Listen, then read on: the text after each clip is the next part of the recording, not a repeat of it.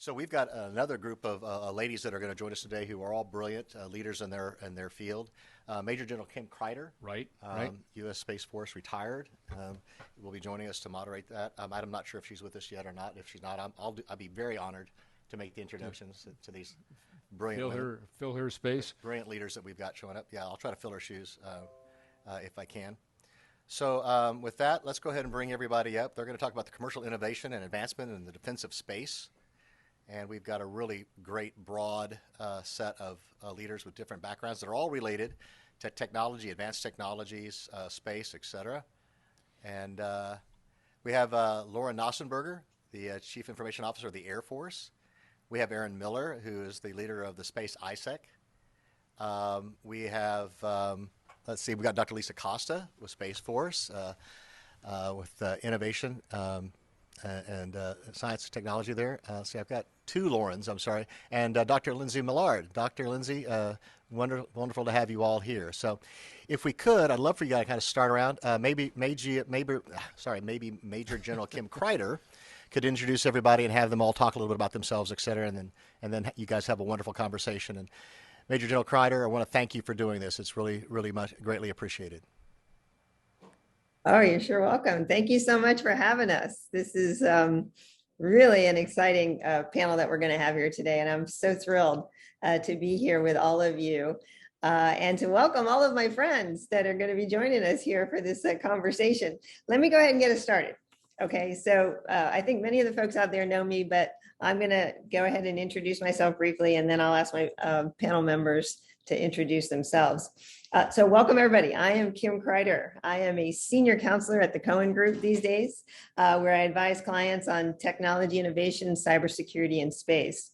I'm also a managing director at Deloitte, and I lead efforts there to scale the use of AI to address national security and defense in a variety of areas, but especially in space. And I'm a board director and an advisor for a variety of different organizations, including the National Cybersecurity Center, where I oversee the activities of the Space Information Sharing Analysis Center that you're going to hear a little bit about today from Erin Miller. So it is absolutely my distinct pleasure to be your host for today's panel on commercial innovation in the advancement and defense of space. Now, as I kind of said earlier, I am just bursting with excitement because I've been eagerly awaiting this day for some time, mainly because of the power panel we have here with us. 4 women who are each renowned leaders and influencers in their fields, and who each play a role in shaping how rapid technology innovation driven by the commercial market impacts the space domain and our national security and defense associated with it. I am very proud to have worked alongside each of these leaders in my career, and I consider each a mentor and a friend. So let me just pause for a moment, and I'm going to go down the line here and ask each of our panelists to just briefly introduce themselves, and I'll start with Dr. Millard. Lindsay? Well, thank you so much. I'm also glad to participate in this fantastic panel. So I'm currently the Principal Director for Space. I work for the Undersecretary of Defense for Research and Engineering. What my office does mainly is to look across investments between basic research and prototyping, so 6.1 to 6.4 research, and try to guide the department in how we should be investing in technologies in those areas. So we publish a space roadmap, if you will, technology roadmap. It's an evolving document to guide those investments. My office also serves as the primary liaison conduit between research and engineering within the department, the White House and Congress, our colleagues at Space Force, and over in the intelligence community. So again, very much looking forward to this panel. Thank you so much, Kim, for the generous introduction. Thank you, Lindsay. Thank you so much. All right, now I'm going to turn to Lauren Knausenberger. All right, good afternoon. I am also really thrilled to be here today with these ladies. I am currently the Department of the Air Force Chief Information Officer, which means that I get to work really, really closely with Dr. Lisa Costa. and just joined the Air Force actually a few years ago, before the Space Force was born, and actually got to work with Kim Crider from the very beginning. So we've gotten a lot of things done, but really excited to talk about space today. I am actually away from the Pentagon, as you might be able to tell, on a secret mission much closer to the sun, and a little bit of an ode to two of my favorite software factories here for the folks at home. What those two are. All right. Well, thank you, Lauren, for joining us on your secret mission there. Now we're going to turn it over to Dr. Lisa Costa. Well, thank you so much, Kim, for putting this panel together, and to the America's Future series. It's really a great honor to be on a panel with this group of women, and it's really exciting, right, to be on the forefront of standing up a new service, which I know you are intimately familiar with, having been in this position prior to my joining Space Force. So I'm really excited to talk about what we're doing in the Chief Technology and Innovation Shop to not only move us toward a truly digital service, but also coming up with those asymmetric and disruptive technologies that we can really sink our teeth into in U.S. Space Force. Thank you, Lisa. We're looking forward to hearing from you on all those things. And last but not least, my good friend, Erin Miller. Erin, please introduce yourself. Thanks, General Crider, and thank you for putting this together. I'm so honored to be joining all of you, and just pleased that I get to represent the Space ISAC on this panel. I'm the Executive Director of the Space ISAC. The National Cybersecurity Center runs the Space ISAC, so I get to work side by side with General Crider in that organization quite frequently. And I'm predominantly surrounded by commercial sector commercial space conversations all the time. So I'm eager to share what I've learned over the recent months, and even since 2019, since we stood up the Space ISAC with all of you. Thanks for having me. Wonderful. Thank you, Erin. Okay, well, just in the way of background, let me just offer a few opening remarks, and then we'll get into some questions here. So I'm sure you would all agree out there that there can be absolutely no doubt that commercial innovation has been a game changer when it comes to enabling access to, activities in, and benefits from space. We've heard about this a lot today.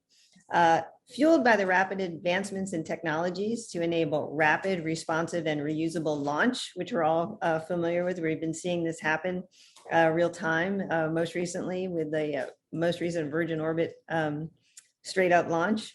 Mass productions of small satellites with enhanced power and maneuverability, and AI-driven sensing, servicing, and optimization capabilities in support of a wide variety of what we refer to as space for Earth and space for space functions. Commercial space innovation is driving an absolute boom in investment and economic growth that promises far-reaching benefits across government and industry sectors. Today, we know that the global commercial space market is valued annually at $349 billion and expected to grow upwards to $2.7 trillion in the next 30 years. New space is one of the most active sectors for investment, with overall funding of close to $42 billion in over 450 companies. And it's interesting to note that more than half of the funding has been raised in the last 5 years. And while much of this growth has been focused on the space for Earth economy, that is, goods and services produced in space for life on Earth, things like telecommunications, internet infrastructure, Earth observation, position navigation and timings, national security, tracking, et cetera, we may finally be reaching the first stages of a true space for space economy, with goods and services produced in space for use in space. This includes obviously human space flight, but also on-orbit data processing, space-based communications, 3D manufacturing and mining, with which to construct in-space habitats or supply refueling depots. SpaceX's recent achievements in cooperation with NASA, as well as the upcoming efforts by Boeing, Blue Origin, I mentioned Virgin, Sierra Space, and others to put people in space sustainably and at scale, mark the start of a new chapter in the commercial space economic cycle, led by private firms who have both the intention and the capability to bring people to space as explorers, as researchers, as passengers, tourists, and eventually settlers, and opening the door for other businesses and organizations to find innovative ways to meet the demand those people will create for more goods and services.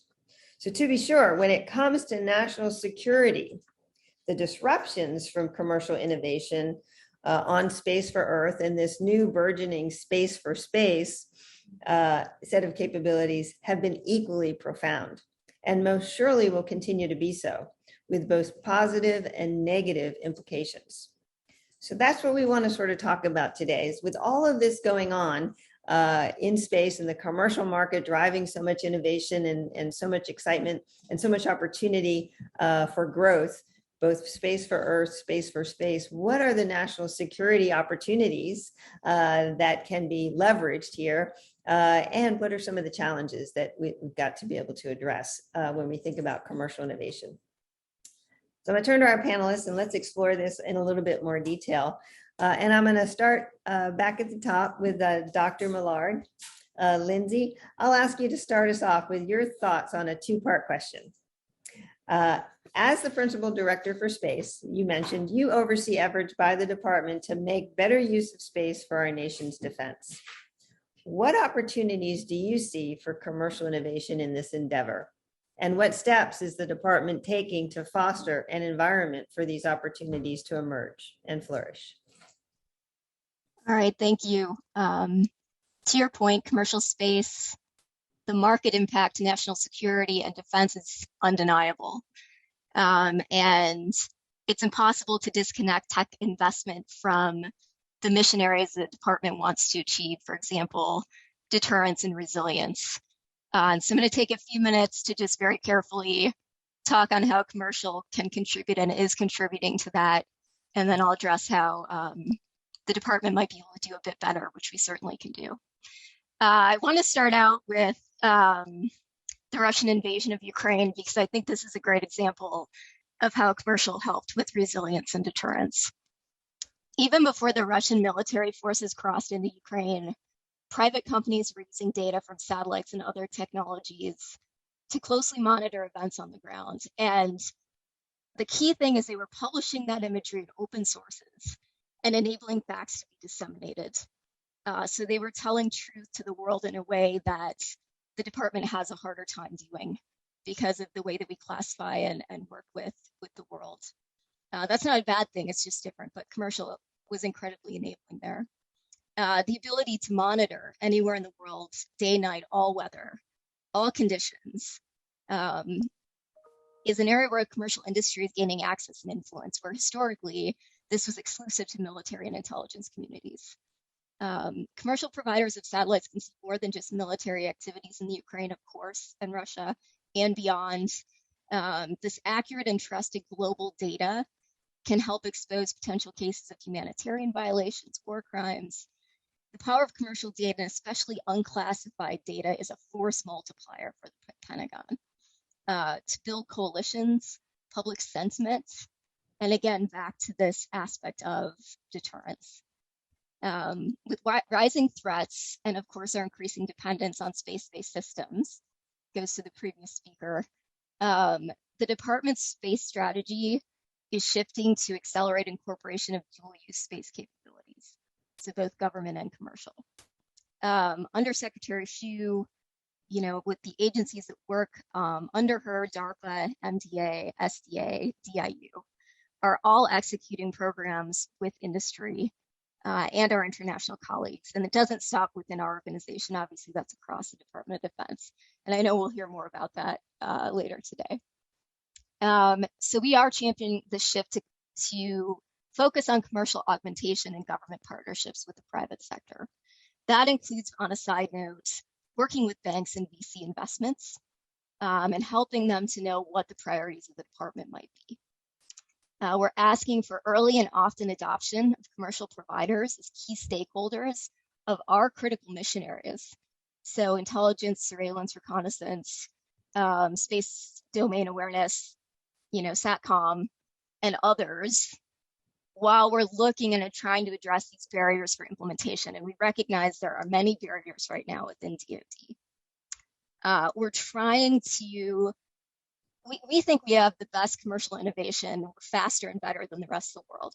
That's probably American hubris. But we look at the commercial industry right now, and we want to leverage that because we think that that is just an incredible advantage.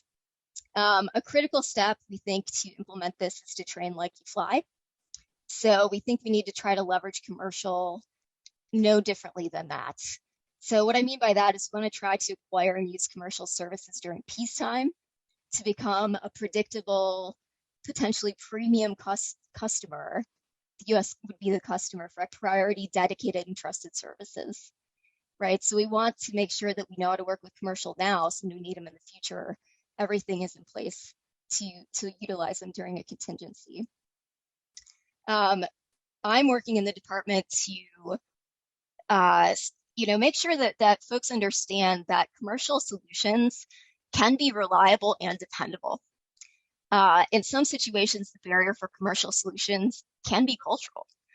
And so we're working on developing confidence and that accelerating that adoption and those trials, so that we can use this emergence of affordable technology demonstrators and experiment novel concepts in a responsible and proactive fashion, which builds confidence in the capabilities. I do want to be clear, in some cases, obviously commercial solutions are not going to be what the DoD could use, whether that's from a cyber issue or some other reason that they might not be resilient in certain situations. So we're really trying to look at a hybrid approach, risk tolerance that includes things that might be risky but very useful, all the way to things that we have to rely on in certain situations. So we need multiple redundant measures to ensure mission success in a conflict. And commercial is absolutely one layer of what we have to have in our national defense strategy. It may not be a panacea, but it is definitely extremely important. And we have to think about, just having a lot of quote unquote targets in proliferated low Earth orbit is a really good thing in some situations, but not sufficient in others. So again, we're looking at this diversified risk portfolio and how we can leverage that. To achieve our space goals, there are some gaps we have to work together. We have to remember that, in my opinion, the enduring advantage for the U.S. is its people. The greatest resource of the department are its people. And we're starting with investments to cultivate, empower, and strengthen our workforce to get that competitive advantage. Second, poor culture will erode a good strategy. I'm working within the DoD to encourage and reward creative thinking, rapid ideas, thought exchanges, smart risk-taking, and in some cases, match and adopt a commercial-like culture. We need to do better to provide ramps for non-traditional vendors, the valley of death, and whether it be clearances, contracting challenges, we need to be better than we are right now. And last, the U.S. has the top space commercial ecosystems. We have to cultivate a stronger exchange with our allies who share common overlapping interests. And I'll end with, for those of you who are looking for a quote unquote front door to the DoD, my boss has a website called ctoinnovation.mil. If you are a company that is looking to work for the DoD and you do not know where to start, you can go to that website and they will provide you with, SpaceWorks calls it a Sherpa, but a person that will walk you through the system. So ctoinnovation.mil. And with that, I am done. Thank you so much for your time. Wow, wonderful outline of some really important points. Lindsay, thank you so much. You hit on so many things there in what you talked about. And I really appreciate you kind of stepping it off with this idea of the importance of commercial innovation to enable deterrence and resiliency and add that added capability, but recognizing that it can't all be commercial. Obviously, we need a hybrid, diversified approach We need to be able to leverage commercial appropriately for the things that it can do. And we want to certainly ensure that that is part of the portfolio of capabilities that we can leverage for all the reasons that you talked about, the benefits that it can provide, that deterrence, that resiliency, that added capability. The importance of the outreach to the ecosystem and engagement with all of the partners and players in this ecosystem, in the VC community in particular. The challenges that you talked about, culture, workforce, making sure that we can be clear about what our priorities and needs are, doing experimentation and demonstration as a way to facilitate opportunities for bringing more commercial in and more non-traditional in, and then just kind of wrapping it up with that front door link, very important, I know, to our community out there that's participating here today. So thank you so much, Lindsay. We'll have an opportunity, I think, to circle back on some of these points that you've raised as we go through the panel. Now let me turn a little bit to my friend Lauren here. Lauren, I really want to zero in a little bit with you on a topic that you've talked a bit about recently that has to do with commercial innovation. And I'm going to give you a three-part question that really zeroes in on something that you've been recently out there speaking about. So as the Department of the Air Force Chief Innovation Officer, you recently testified to Congress on the importance of open source software, right? Commercial innovation has been really powerful in the arena of open source software. Why do you think it's important for the Department of Defense to leverage open source software, number one, in general? And then what specific benefits and challenges do you see in the use of open source software to space? And then finally, what can we do to address some of those challenges that might be of concern to folks? So talk to us a little bit about open source software and its relationship to space. Sure. So first, why would we leverage open source software? Because everyone does. All of the best technology companies on the planet are leveraging open source software. In fact, the best companies on the planet, the first technology companies that you think of, are the ones that are writing the vast majority of the code for our open source software, including companies like Microsoft and Google. And really, I'd say space is a pretty open source place right now. Most of the operating systems are Linux. The future space data center architecture, from everything that I see, is Linux. Some of my, of course, I'm a huge fan of SpaceX and Starlink, all Linux. And so we already have a pretty incredible open source foundation forming in space. And of course, we're trying to leverage open source as much as we can now in the Department of Defense. Now, that has been a little bit of a challenge until just a few years ago. And then we had an interim period where we were starting to leverage it, but no one really said it was okay yet, which in the Department of Defense means it goes really, really slowly. But it's been about a year since John Sherman, as the DoD CIO, signed a memo saying, hey, open source is okay. In fact, we encourage it. And just really looking at two main risk areas that one, that we are not unintentionally pulling code that could compromise us into our systems, and that we are also not unintentionally sharing back code that would be part of our own competitive advantage. And those are two things that every company in the world cares about too. So we're no different in that way. If I'm Microsoft or Google or Red Hat, and I am contributing to open source and I'm leveraging open source, I'm going to, of course, have a lot of eyeballs on that code. The entire community, some of the best developers in the world are very passionate about this. So lots and lots of eyeballs. So I'm going to pay very close attention. I'm going to know that I have the power of the crowd, looking at the security of that code as well. But then when I can contribute back, I definitely am going to make sure that I'm not contributing back maybe data or code that is special for something that I'm doing in one of my airplanes. I'm contributing back things that would be really, really helpful to society writ large. And it actually is important to more and more of our airmen and guardians who are writing code that they have that feeling of social responsibility and contribution back to the global open source community. And that's been really cool to see as well. So I think I hit two parts of your question, but I might have missed one. Talk about the challenges that people may have pointed to, or what some of the concerns might be. What challenges do you see, and what can be done to address those? Because sure, you've certainly hit on some really important points about the value of open source, the importance of it to space. Certainly it's an accelerant in many ways, and it's a way to advance innovation. But what are those challenges? Absolutely. So there are a lot of misconceptions. So first, I'll ask you, and I'll ask our listeners, when you're looking for a really awesome restaurant, okay, if you're like me, you're probably you're gonna look online, you're gonna look at Google reviews, you're gonna look at Yelp.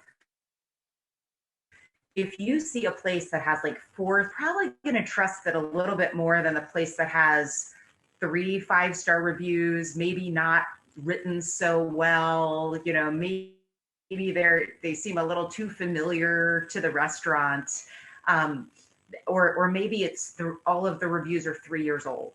That's kind of a little bit of a similar construct in the open source community. How many people are touching the code? How many vulnerabilities have been found? In fact, actually, open source code that has a lot of vulnerabilities being posted and then fixed, that makes me feel a whole lot more comfortable. So I think that a lot of people think, oh, it's open source code, people can just insert bad things in the code and you'll never know. But in fact, if you're paying attention to how many people are touching that code and who is touching that code, you're mitigating that risk significantly.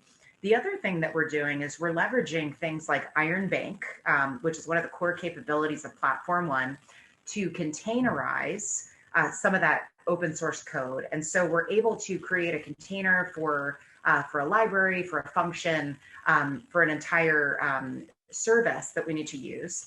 And when we containerize that code, we can then use it somewhere else and have some sort of, I wouldn't say guarantee, but a pretty reasonable amount of confidence that once I get it to the other side, that I'm going to be able to use it and it's going to be exactly what I expected it to be, which actually becomes really relevant in space too. And Kubernetes especially, another really, really powerful open source technology that I absolutely expect us to use in space, because we need to be able to push code. We need it to be secure.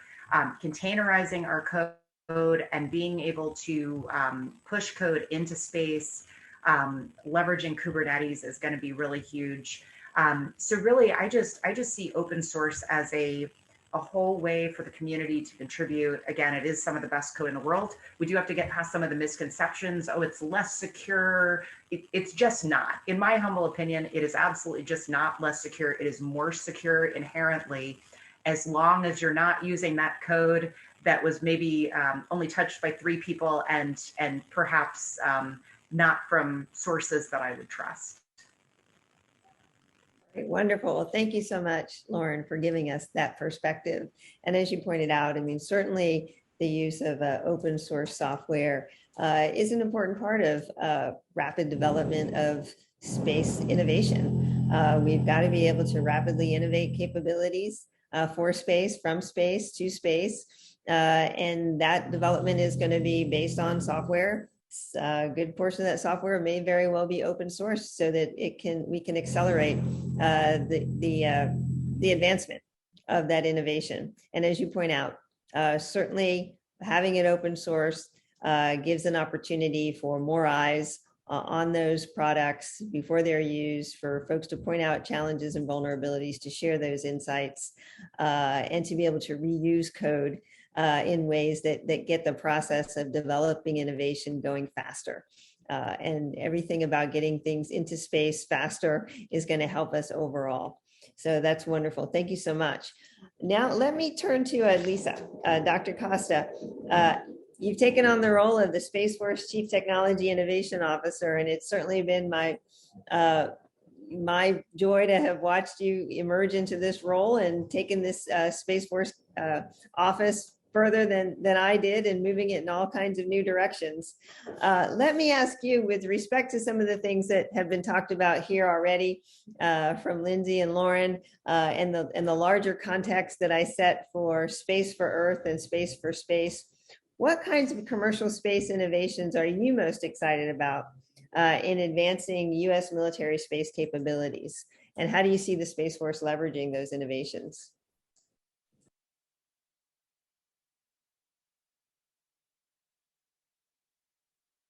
Did we lose Lisa? We might have. Okay, well, I'm going to pause then. Yes, looks like we may have lost Lisa. I see a note here. Okay, well, we'll see if she comes back in. We've got that question out there, and those in the chat, if they'd like to add additional questions, we can circle back on that as we go. I'm going to move ahead to Erin. Erin, we're going to move to you then, so you can help us kind of pull the thread a little bit on what Lindsay and Lauren were talking about in terms of the importance of space capabilities, open source, the misconceptions associated with it, cybersecurity challenges, cybersecurity opportunities of working together in a public-private way in your role as the executive director of the Space ISAC. So a primary mission of the Space ISAC is to share information amongst its public-private partners about vulnerabilities to space systems, those systems on orbit, in the network, and on the ground. So kind of having that ecosystem look at space capabilities and where those vulnerabilities might be. Not unlike what Lindsay was talking about or what Lauren was talking about. In your view, how has the rapid growth of commercial space increased threats posed to government and commercial space systems? And what do you see can be done to mitigate those risks?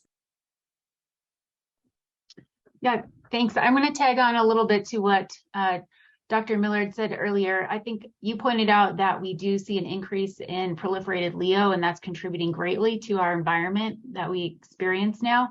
And I think that that is one of the big challenges, is that we're increasing the threat landscape and the attack surface in space. But what may be a bigger challenge is just the lack of commercial sector awareness of the threat landscape and the different attack vectors. And so to me, that's one of the biggest challenges. And it's actually what the White House saw when they announced the need for Space ISAC in 2019. So it may be that not much has significantly changed. We're just seeing it show up more right in front of our face these days, especially with the Russian invasion of Ukraine and the attacks on space systems there.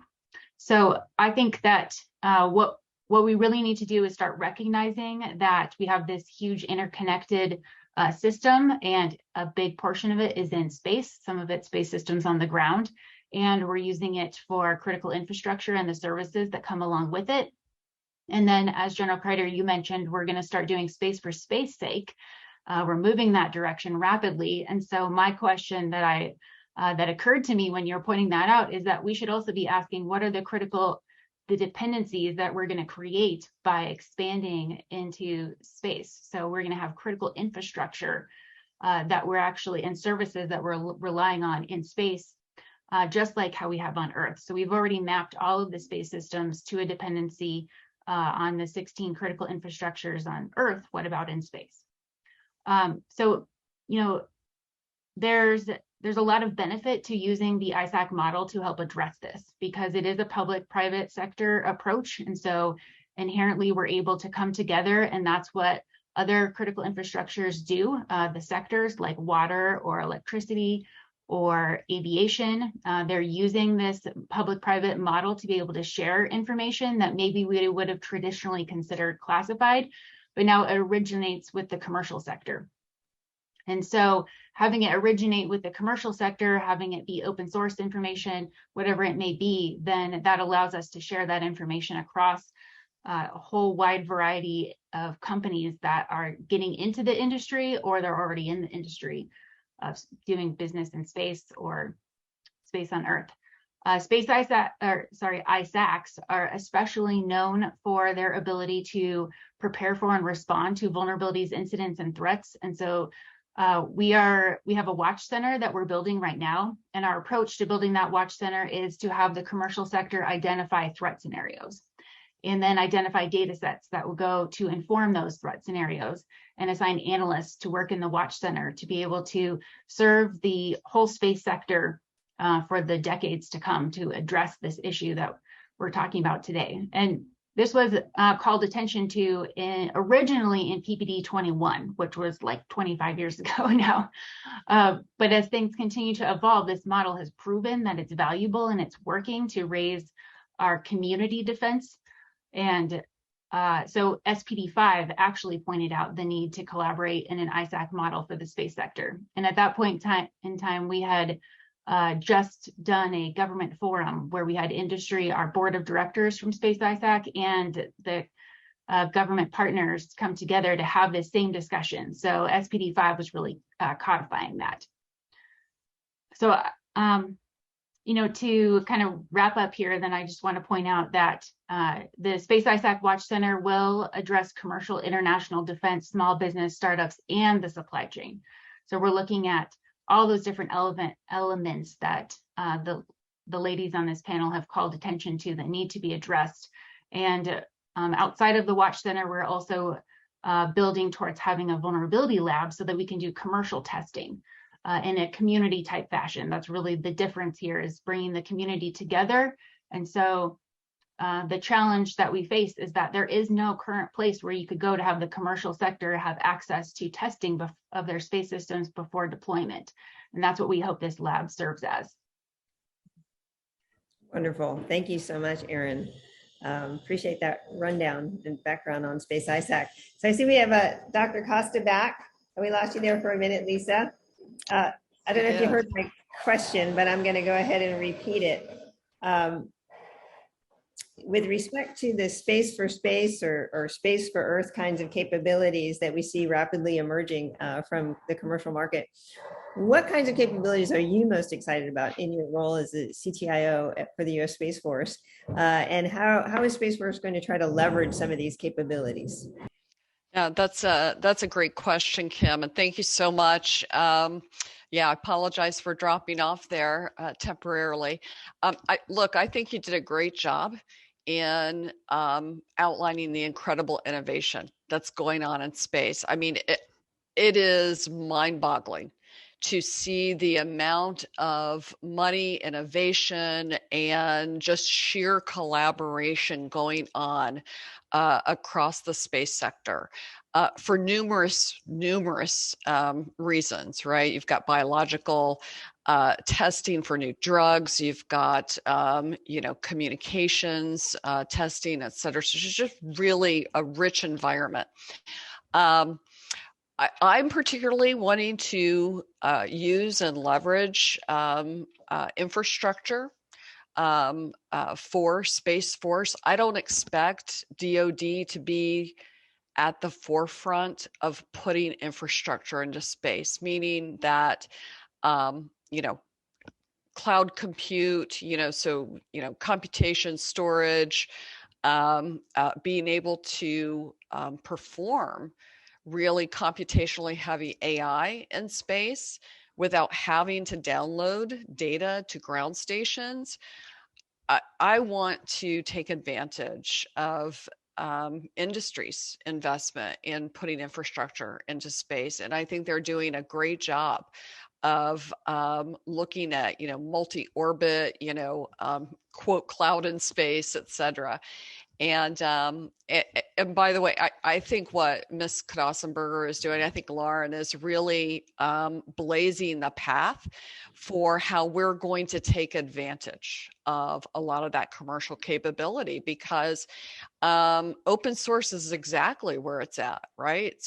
It's where industry is, and we need to meet industry where they are. So I'm so excited to work in partnership with Lauren, because she's really a trailblazer. I think in particular, though, an area that is really nascent but starting to grow, that I think will have real value for us, is in-orbit servicing, assembly, and manufacturing, or ISAM. And so there's been two primary models, right? And Robert Lightfoot in the last panel mentioned one of those models. And one of the models is there's just this exquisite, very expensive capability that we've put up into space. And if something goes wrong, it's up there, You know, it's not like you have a 7,000-mile wrench to, to fix it. Or, or super glue, which is my husband's favorite thing. Super glue solves everything. But so that's one model. And then the other model is, we've seen it in industry, which is, okay, let's just burn it up, right? We're just gonna, use, move this to an orbit that it's going to either be out of everyone's way past geo, or you're going to move it into the atmosphere. It'll burn up responsibly. So those are the two models. But now I think there is a hybrid model that we can start thinking about, which is predictive maintenance of satellites. And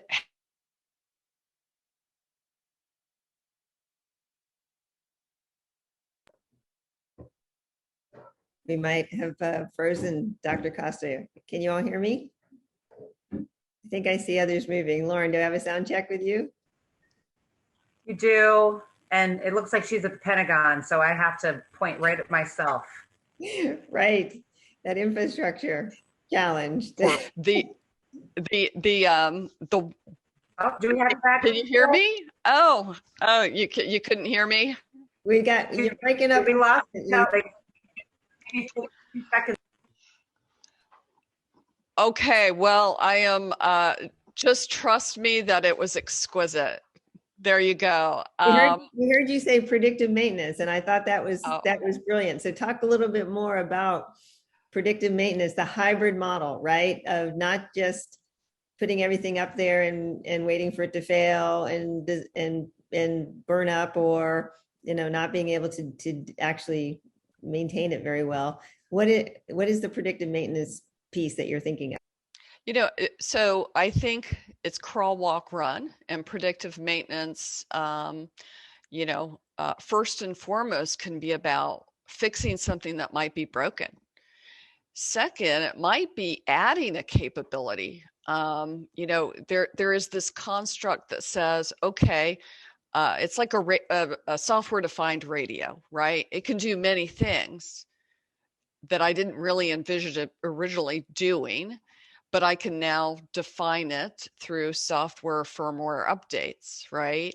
And then the third area is, maybe I want to provide additional power. And so, power gathering. So we could actually start thinking about developing components in space and enabling additional capabilities on assets. There is one thing, though, I think that has really transformed the technology for Space Force, and I really want to give a shout out to industry on this, and it is the cost per pound of lift, right? So when NASA, so I read an open source article, Falcon 9 recently did, its 11th launch, right? So from a reusability and cost perspective, that's huge for Space Force, because to put that into perspective, when NASA retired its space shuttles, it cost $1.6 billion per flight, or the equivalency of $30,000 per pound. And commercial companies now are charging anywhere from $1,500 to $10,000 per pound, which is anywhere from a 30 to a 95% decrease in cost. And so that is exactly the type of competition that we are looking for from industry and space. Yes, thank you so much for pointing that out. I think you're absolutely right. And the value that has brought to this entire boom that we're seeing in being able to rapidly innovate, to leverage capabilities, to get those capabilities on orbit faster, to do more servicing of capabilities, because you can get those innovative payloads up there that can do things like AI driven predictive maintenance or to be able to, upload new code bases into the systems that are there and be able to move much more quickly because of the reusability and because of the lowered cost of getting those services in place and the rapid reuse associated with that. Thanks so much, Lisa. So let's kind of circle back a little bit on that, on some of that stuff. Lindsay, we're going to go back to you and kind of ask you maybe to comment a little bit on what Dr. Costa there was saying about the importance of the reduced cost of launch, the ability to get capabilities up there faster. Another way to kind of spurn innovation is by actively being able to get things on orbit and work with that. What do you see from your vantage point in terms of the ways in which that kind of rapid launch or on-orbit servicing kind of capabilities or increased use of AI, how does that fit into some of the priorities that may be coming out at the DoD level for what we need to be able to do in space, to space, right, or from space more effectively? What are some of those priorities from a DoD perspective that are going to leverage some of these technologies that we've been talking about here that you can share with the audience? Sure, that's a big question, so I'll do my best. Completely agree with Dr. Costa that the commercial industry has brought us rapid launch. One of the priorities that the DoD is looking at relative to that is even if we have rockets that can launch at a very quick cadence, we also have to have the satellites to go with them during the contingency. So we're thinking about how do we have these satellites, I'll say, on ready alert to be able to go with those rockets. One of the things we've been thinking about relative to commercial is there are several companies that would have what I'll call assembly lines, where satellites are coming off the assembly lines. We've talked about working with those companies to, commandeer, if you will, some of those satellites if needed. We've thought about having some built that we just store. So looking at not only, yes, we're absolutely going to leverage this rapid launch that we see right now, but also how are we going to look at bringing the satellites online.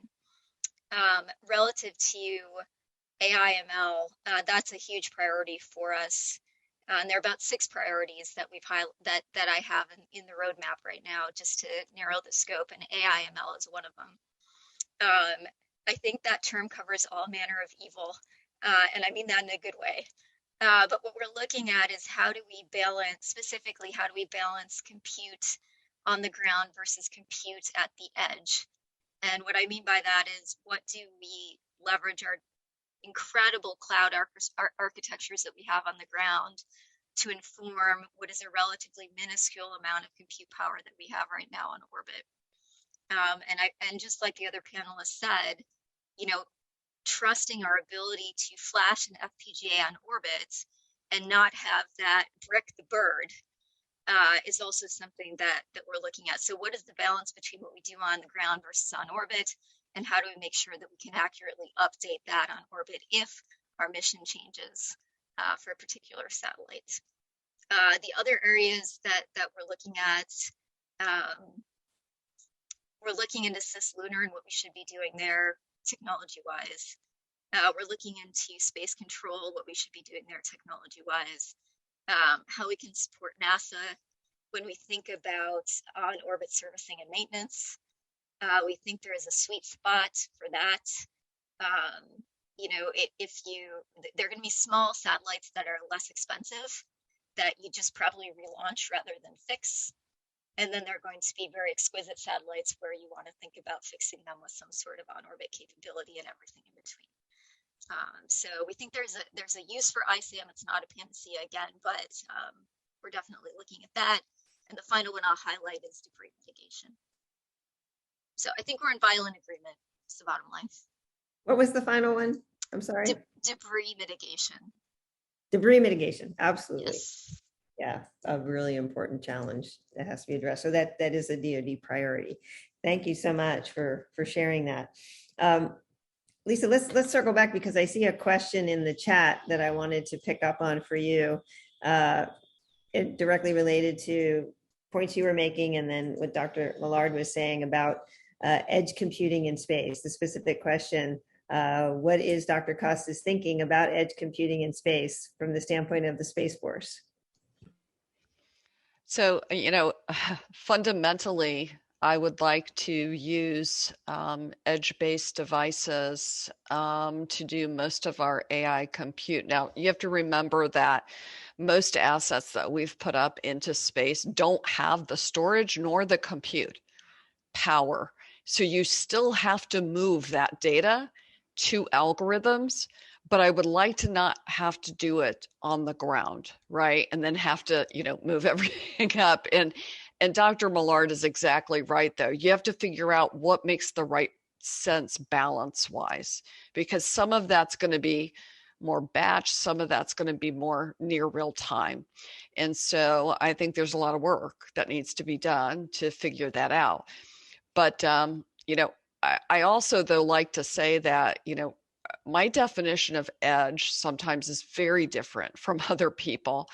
And, having spent a large part of my career at special operations, I think of a 12-man ODA, right, as edge. And I got to get space intel to that, 12-man ODA.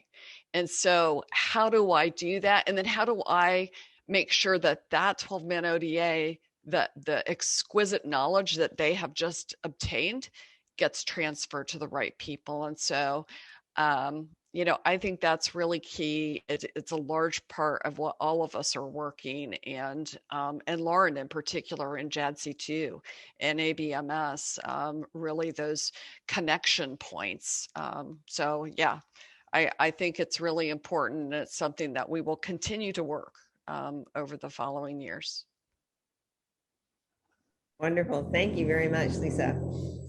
Lauren, let's go back to you on this topic of edge computing. And you've got a perspective on this as well, I'm sure. And Lisa mentioned that, your role at the CIO level, at the service department level, you've got to think about air and space, joint all domain. How do we increase the ability to move information more quickly? What kind of infrastructure do we need, and how in space, and how is this going to help the JADC2 requirement?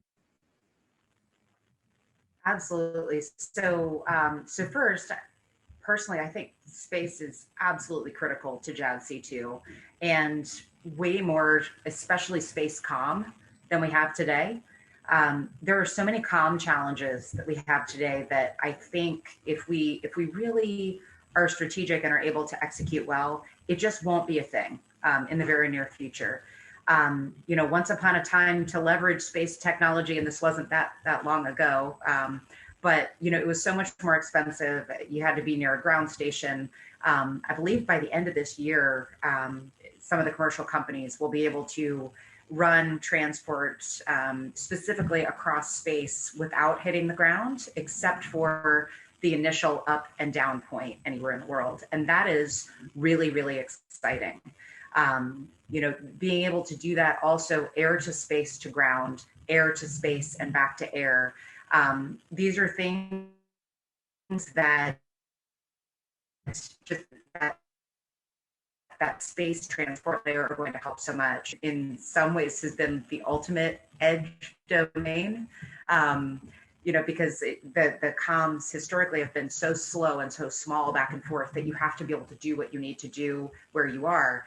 But that's, the best of 1960s and 70s technology in some cases. So I completely agree with Lisa's comments about, as we're leveraging algorithms in space, making sure that we have that compute on board. And you have the modern space companies really thinking through this. How can I make sure that my satellite is really well equipped, not just for the capability that I know it needs to have today, but for that capability that it might need in a couple of weeks? How do I push code rapidly? And you've seen folks like Starlink, for instance, in the Ukraine conflict, hey, we're getting jammed. How do we push new capability to space right now so that we can continue with our mission? And so we're seeing the capability. It's really incredible. At past Apollo missions, the one example where, they're trying to pull things together with duct tape and a filter, and what are the 10 things that we have on this craft right now to save our lives. How can we do that with software in the future? And that infrastructure is being built today. And I'm pretty excited to see how that comes about and how much more rapidly we can advance capabilities through space for all. Absolutely. Really well said. I know we're getting really short on time. There's a lot of great questions here in the chat. And if anybody has specific responses they want to type in as we go through some of these, please feel free to do so. I do want to give Erin an opportunity to chat a little bit here about some of the comments that have been made so far from a Space ISAC perspective, protecting these space systems from vulnerabilities, these in-space capabilities, these edge-based capabilities. Erin, the Space ISAC I know has a lot of working groups that try to think about the vulnerabilities to space systems in a variety of different ways. Some of those working groups I know are looking at artificial intelligence and machine learning and other advanced technologies, other commercial innovation, and how that commercial innovation can be applied to protect space systems. Can you talk a little bit about what some of that work is that the Space ISAC is doing that the audience might want to know about, the working groups and how the working groups are looking at these advanced technologies that industry is rapidly innovating with? Yeah, absolutely. Thanks for asking. And I'll just highlight a few of them really quickly here. The artificial intelligence machine learning community of interest, I think that one's incredibly interesting because they've taken the approach of building a framework to examine how AI ML will be used to attack space systems of the future. And we have a small satellite community of interest as well. They're educating those who build small sats on cyber risks, and we're running quarterly community calls for that effort. And one that's making a lot of progress recently is our exercise task force. We have the last exercise we did was on cyber effects on space traffic management, where we looked at 2 commercial owner operators and how they would interface with one another if one was victim of a cyber attack and they lost command and control as a result of that. And we incorporated our watch center issuing alerts to that one of those owner operators. The upcoming exercise that they're working on is looking at some of these new hybrid architectures and emerging technologies. We're going to be examining all of the different models of ground station as a service. It's been brought to my attention through a number of Space ISAC members that there's many different ways to do ground station as a service, and we need to develop those models of what the space systems architectures look like, and then do threat modeling. And then in this exercise, we will actually overlay zero trust on top of that to see if that makes a difference in the way that we respond or protect these systems. So the Space ISAC Watch Center will also serve a critical role in that tabletop exercise. And we're starting to incorporate government partners into these tabletops. That one will run at AIAA Ascend in October this year. So there's a lot of progress that's being made as we lead up to opening our Watch Center at the end of the year. Thanks. Oh, you are still muted there. Thank you so much, Erin. I think that what we're seeing with activities like the Space ISAC, government and industry partners coming together, sharing where there are potential attack vectors that the commercial sector may not be aware of, organizing these communities of interest to address different facets of how those different vulnerabilities can be addressed, the role of the Watch Center in not only capturing data and but doing analysis on that data and trends on that data to help commercial partners understand where some of those vulnerabilities might be occurring and how to better protect themselves as we continue to advance these capabilities. All very useful stuff. Well, guys, unfortunately, we are well out of time. I know that there's a lot of interest in the community. The audience today has just really been attentive with some phenomenal questions in the chat and really very interested in all the comments. This has been an absolutely superior session with each of you. Thank you so much for being a part of this. Thank you for your thoughtful insights. Thank you for everything that you continue to do every day to protect us all from the threats in space, to space, from space, but also to help us advance these capabilities very rapidly. I'll tell you, we are living at an exciting time in our history, and we've seen it occur every single day. We've seen it occur in our recent contingencies that we've been witnessing, that the commercial space industry continues to accelerate new ways to leverage space to advance life here on Earth and open the door for our own generations to experience space firsthand, which is really pretty amazing. So I know we're all excited to continue to work together with all of our partners that are out there and participating here today as part of the America Future Space Series, all of us going forward and really working together to see how this commercial age of space is going to continue to unfold and flourish, and knowing that we each have a really important role in safeguarding this domain of space and all of the possibilities that it's going to bring us.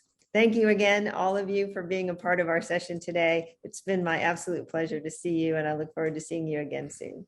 I'm going to turn it back to our hosts and back to the rest of our session. And we simply say to you, Kim, thank you very much. General Crider, well done. Well done. Ladies, outstanding. Thank you so very, very, very much. Good stuff, huh, David? Absolutely. The country's in great hands when yes, it's for being sure. led by leaders like these. So thank you.